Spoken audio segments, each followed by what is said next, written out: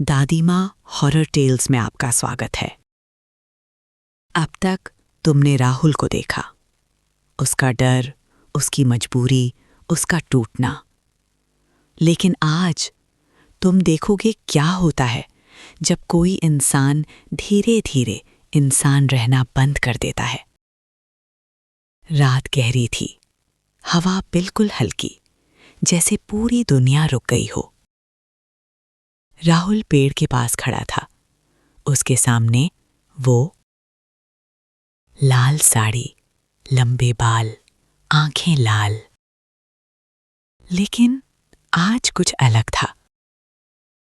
राहुल भाग नहीं रहा था, वो चिल्ला नहीं रहा था, वो बस खड़ा था, जैसे उसने हार मान ली हो। या शायद अब वो खुद नहीं रहा हो। वो धीरे से उसकी तरफ बढ़ी। अब डर नहीं लग रहा? राहुल ने धीरे से सिर हिलाया। लग रहा है, लेकिन मैं जा नहीं सकता। वो हल्की सी मुस्कुराई। अब तुम्हें जाना भी नहीं है। उसने राहुल का हाथ पकड़ा। इस बार राहुल ने हाथ नहीं छुड़ाया। उसने बस उसकी आंखों में देखा। और एक पल के लिए उसे लगा जैसे वो आंखें सिर्फ डर नहीं, तन्हाई से भरी हुई हैं।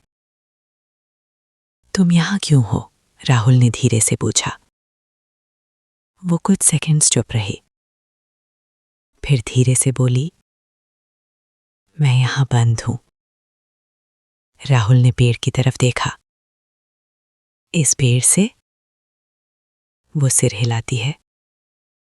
बहुत सालों से, शायद तुम्हारे जन्म से भी पहले। राहुल का दिमाग हिल गया। कैसे? वो धीरे से पीछे हटी और पेड़ की तरफ देखने लगी। हवा थोड़ी तेज हो गई, पेड़ की शाखें हिलने लगी और फिर वो बोलना शुरू करती है।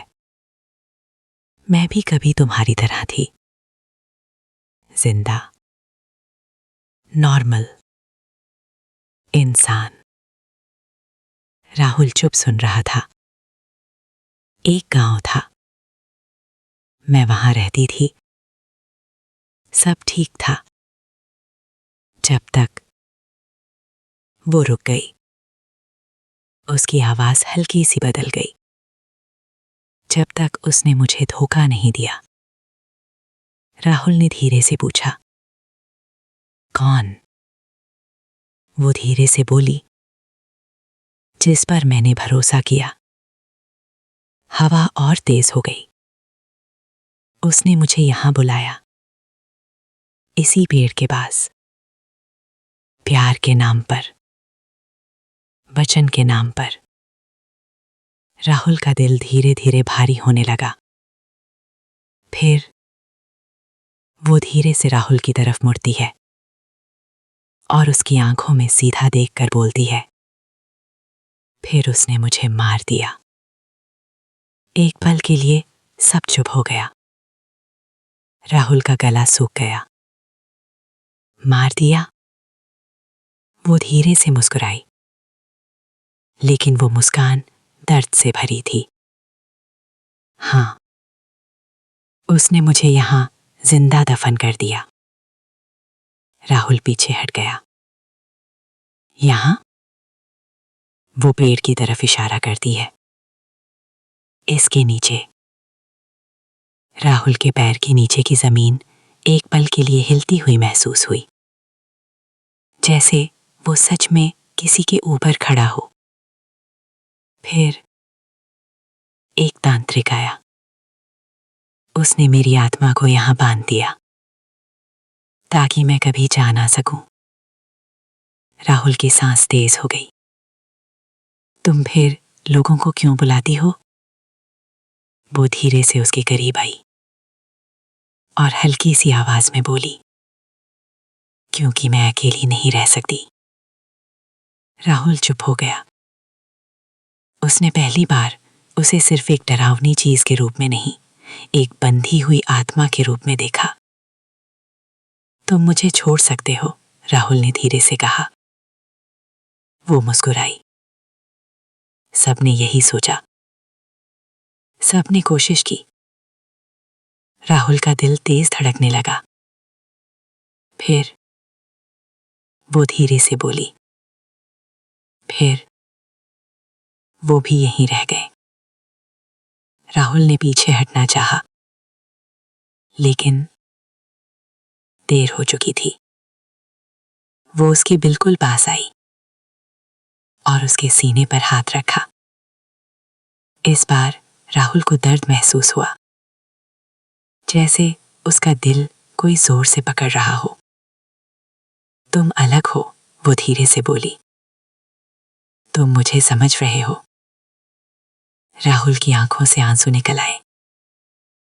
मैं तुम्हें छोड़ सकता हूं, वो धीरे से मुस्कुराई और उसने राहुल के कान में कहा, तुम मुझे छोड़ नहीं सकते, तुम मेरी जगह लेने वाले हो। राहुल का दिमाग एकदम से झटका खा गया। नहीं, वो जोर से चिल्लाया और पीछे हटने की कोशिश की, लेकिन उसके पैर फिर से जम गए। पेड़ की शाखें धीरे धीरे हिलने लगी, जैसे वो जिंदा हों। राहुल को महसूस हुआ जैसे जमीन के अंदर से कुछ उसे पकड़ रहा हो। उसने नीचे देखा और उसका खून जम गया। जमीन के अंदर से हाथ निकल रहे थे, पुराने, सूखे, और वो उसके पैर पकड़ने की कोशिश कर रहे थे। राहुल चिल्लाया, बचाओ! लेकिन कोई नहीं था।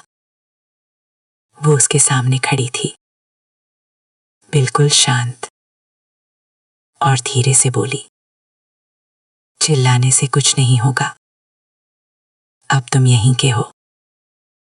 राहुल की आंखें धीरे धीरे भारी होने लगी, जैसे वो होश खो रहा हो।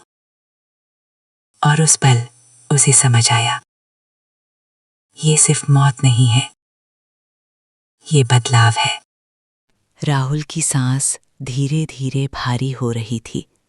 उसके पैर जमीन में जैसे धंस रहे थे। वो हिलना चाहता था, चिल्लाना चाहता था, भागना चाहता था, लेकिन अब उसका शरीर उसकी नहीं सुन रहा था, जैसे उसका कंट्रोल उससे छीन लिया गया हो। उसने जोर लगाकर अपनी गर्दन उठाई और उस औरत की तरफ देखा। वो बिल्कुल शांत खड़ी थी, लाल साड़ी हवा में हल्की सी हिल रही थी, आंखें लाल, लेकिन इस बार उनमें एक अजीब सी सुकून थी, जैसे वो इंतज़ार कर रही हो, बस थोड़ा और। वो धीरे से बोली। राहुल ने मुश्किल से कहा, तुम क्या कर रही हो? वो धीरे धीरे उसके पास आई और उसके बिल्कुल सामने रुक गई। जो मेरे साथ हुआ वही तुम्हारे साथ हो रहा है। राहुल का दिल जोर से धड़कने लगा। मतलब? वो धीरे से झुककर उसकी आंखों में देखने लगी और बोली, तुम मेरी जगह ले रहे हो। राहुल की आंखें फट गईं। नहीं, उसने जोर से चिल्लाने की कोशिश की, लेकिन आवाज़ बाहर नहीं आई। जमीन के अंदर से निकलते हुए हाथ अब उसके घुटनों तक पहुंच चुके थे, ठंडे, सूखे, और धीरे धीरे उसके शरीर को पकड़ रहे थे। राहुल ने अपने हाथ हिलाने की कोशिश की, लेकिन जैसे हर सेकंड वो कमज़ोर होता जा रहा था। उसने आखिरी बार जोर लगाकर पूछा, तुम जाओगी? वो हल्की सी मुस्कुराई और उसने हाँ में सिर हिलाया। बहुत सालों बाद राहुल के दिल में एक अजीब सी फीलिंग आई, डर और एक पल के लिए राहत। फिर मैं? उसने धीरे से पूछा। वो उसके कान के पास आई और धीरे से बोली, तुम वही बन जाओगे।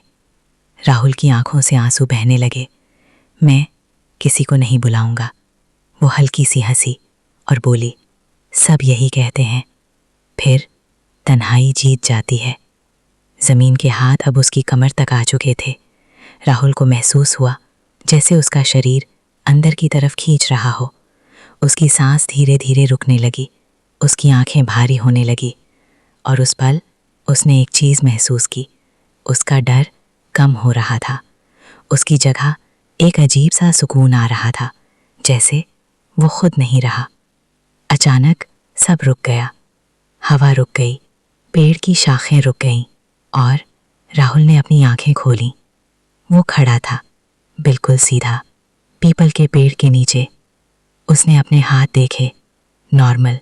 उसने अपने पैर देखे, ज़मीन पर थे। उसने कंफ्यूज होकर आसपास देखा, सब शांत था। मैं बच गया, उसने धीरे से कहा। और तभी पीछे से आवाज़ आई, राहुल। उसने धीरे से मुड़कर देखा और उसका खून जम गया। वही औरत, लाल साड़ी, लेकिन अब वो पहले जैसी नहीं थी। उसका चेहरा शांत था, आंखें नॉर्मल, लाल चमक गायब, जैसे वो आज़ाद हो गई हो। राहुल ने धीरे से कहा, तुम? वो मुस्कुराई, इस बार बिल्कुल इंसान की तरह। शुक्रिया। राहुल समझ नहीं पाया। मतलब? वो धीरे से पीछे हटने लगी और बोली, तुमने मुझे आज़ाद कर दिया। राहुल का दिमाग एकदम से हिल गया और वो रुक गई और उसने राहुल की तरफ देखा। एक पल के लिए उसकी आंखों में फिर से वो लाल चमक दिखाई दी और फिर वो धीरे से बोली, अब तुम समझ जाओगे। और अगले ही पल वो गायब हो गई। राहुल अकेला खड़ा था, पीपल के पेड़ के नीचे। हवा फिर से चलने लगी, पेड़ की शाखें हिलने लगी। राहुल धीरे से मुड़कर घर की तरफ चला। उसके कदम धीरे थे, जैसे वो थक चुका हो। घर के अंदर आकर वो सीधा आईने के सामने गया। उसने खुद को देखा, नॉर्मल, लेकिन इस बार रिफ्लेक्शन नॉर्मल नहीं था। रिफ्लेक्शन धीरे से मुस्कुरा रहा था और फिर उसकी आंखें लाल चमकने लगी। राहुल पीछे हट गया, उसका दिल जोर से धड़कने लगा और तभी उसके कान के पास एक हल्की सी आवाज़ आई, अब तुम्हारी बारी है। राहुल जम गया। उसने धीरे से बालकनी की तरफ देखा। दरवाज़ा खुद से खुल गया और बाहर एक नया इंसान खड़ा था, दूर रास्ते पर, जो पीपल के पेड़ की तरफ देख रहा था। राहुल के होंठों पर धीरे से एक मुस्कान आई। दादी माँ हॉरर टेल्स में यहीं ख़त्म होती है यक्षिनी की कहानी। लेकिन याद रखना, अगर कभी रात को कोई तुम्हें नाम से बुलाए तो जवाब मत देना, क्योंकि हो सकता है वो तुम्हें चुन चुकी हो।